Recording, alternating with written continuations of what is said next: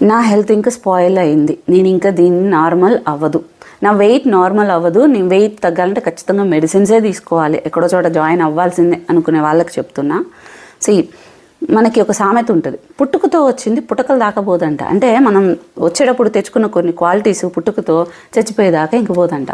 Same thing మనకి ఆయుర్వేదాలు ఎట్లా చెప్తారంటే, ప్రకృతితోటి పోలుస్తారు మన శరీరాన్ని, పంచభూతాలతోటి మన శరీరం ఈ స్థూల శరీరాన్ని, ఫిజికల్ బాడీని పోలుస్తారు అనమాట. సో వాతపిత్త కఫ అని కొన్ని దోషాలు ఉంటాయి.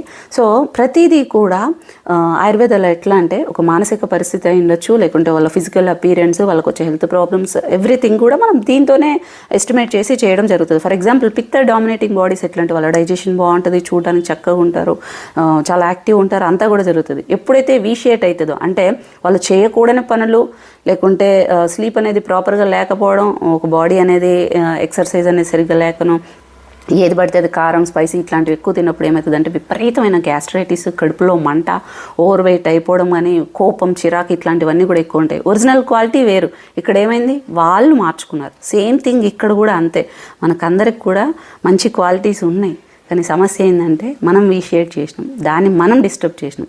ఎప్పుడైతే 1 year or 2 years కనుక దానికి కనుక టైం పెట్టగలిగితే ఖచ్చితంగా మీ హెల్త్ మళ్ళీ మీకు సెటరేట్ అవుతుంది.